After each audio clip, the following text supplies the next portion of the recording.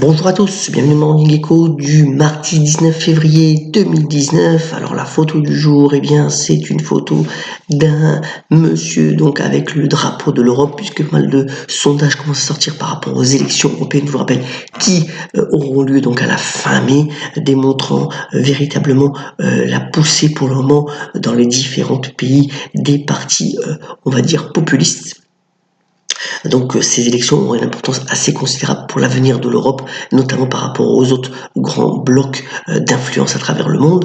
Et hier, parlons d'influence, puisque les marchés américains étaient fermés, c'était le fameux président D, mais vous voyez que finalement les marchés européens n'ont rien fait, ils n'arrivent pas à agir de manière autonome quand les marchés américains sont fermés, dans un contexte où, bien entendu, on l'a dit, les marchés actions ont très bien réagi depuis le début de l'année 2019. Vous voyez, c'est quand même soutenu par des données aussi fondamentale, puisque les dividendes mondiaux sont à un record absolu. Les entreprises n'ont jamais distribué autant de dividendes à leurs actionnaires, et voilà, c'est quand même assez notable pour le montrer ce matin, avec notamment toujours des grandes valeurs, notamment comme Royal Dutch, Apple ou Exxon, qui ont été assez généreuses avec leurs actionnaires pour leur distribuer des dividendes assez considérables. Dans l'actualité, au niveau politique et macro, donc toujours d'abord la photo de droite, c'est parce que l'administration Trump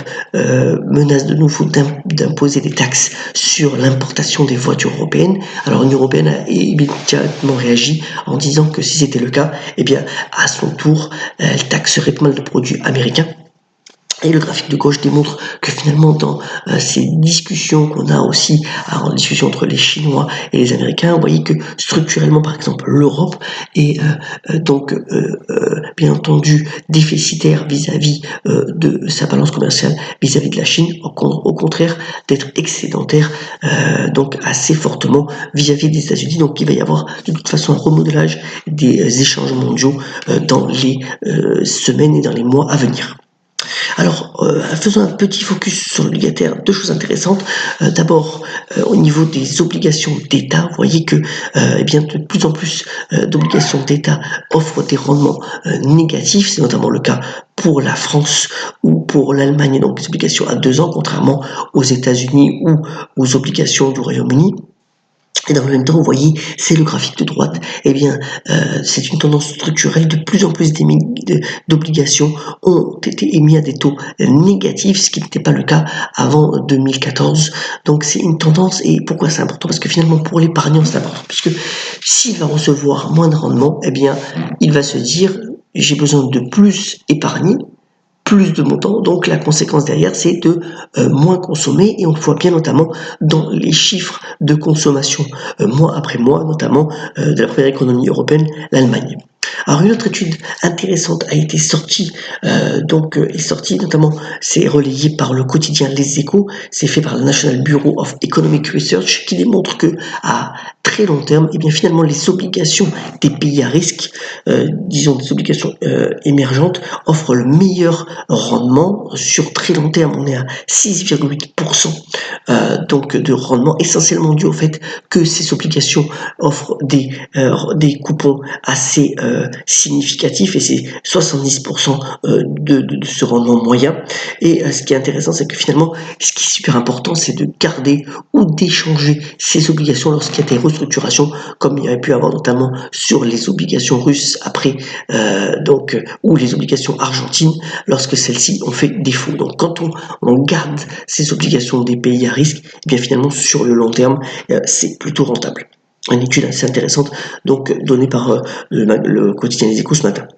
Un petit mot quand même là, parce que cette statistique, donc relayée là par le site de stats en ligne, donc Statista, voilà les principales marques sur lesquelles il serait difficile de vivre sans. C'est un petit clin d'œil. Vous voyez qu'il y a pas mal de groupes technologiques et américains, et on a un groupe français, c'est notamment donc Sephora, qui donc s'est imposé auprès des consommateurs. Un autre mot aussi sur point de vue structurel, on a eu les chiffres du site Interenchères. Alors Interenchères, c'est un site qui permet à la fois aux commissaires-priseurs, mais aussi aux ventes judiciaires, de trouver des clients en ligne. Vous voyez que ce soit sur l'art ou ou sur les autres objets qui peuvent faire l'objet d'attrait par rapport à des achats, on va dire, pour se faire plaisir, eh bien, on est en pleine hausse et via le net, puisque notamment pour les ventes en ligne, vous voyez qu'on est en progression de 12% d'une année sur l'autre et c'est de manière assez constante. Et donc, par exemple, ce site-là, Interenchères, est le premier site consacré sur ces ventes-là. Il y a plus de 2 millions de visiteurs par mois, c'est quand même assez considérable.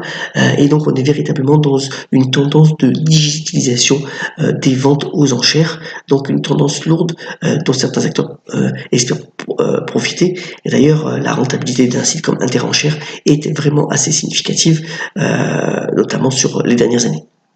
Alors, venons-en au prêt d'abord. Alors, cette nuit, HSBC, qui fait maintenant la majorité de son business en Asie, a publié des chiffres. Alors, ce sont des chiffres un petit peu en dessous des estimations. C'est autant dû, comme pour les autres banques, eh bien, en fait que les marchés financiers ont tangué sur le dernier trimestre 2018. Vous voyez qu'HSBC offre un dividende, lui aussi, assez généreux de plus de 5%. Donc, peut-être sur une baisse suite à l'application des résultats, ça pourrait être intéressant de s'y réintéresser. On aura aussi les résultats tout à l'heure de Danone. Alors Danone, vous savez que c'était un groupe aujourd'hui mondial, ça avait fait une belle acquisition, notamment dans le lait aux États-Unis. Donc l'année dernière, on verra si le mix produit et le mix géographique fonctionnent toujours à plein pour Danone, qui est toujours une action finalement qui a une volatilité faible, des changements quand même assez faibles, et qui reste une valeur de choix au sein d'un portefeuille. Nous, on aime toujours bien Danone. On aura aussi les résultats tout à l'heure avant l'ouverture américaine de Walmart, le numéro 1 mondial de la distribution. Alors, la principale caractéristique de ces résultats va être de voir comment a été l'intégration donc de Flipkart. Flipkart, c'est le numéro 1 de la distribution cette fois-ci en Inde, que Walmart avait racheté donc au nez d'ailleurs d'Amazon pour 16 milliards de dollars l'an dernier. Et bien on verra si cette intégration se passe bien et normalement on devra avoir des résultats records puisque la consommation aux États-Unis, pour le coup, a bien fonctionné sur la fin de l'année. Donc, on se retrouvera ces résultats de Walmart présents, je vous le rappelle, dans le Dow Jones avant l'ouverture américaine.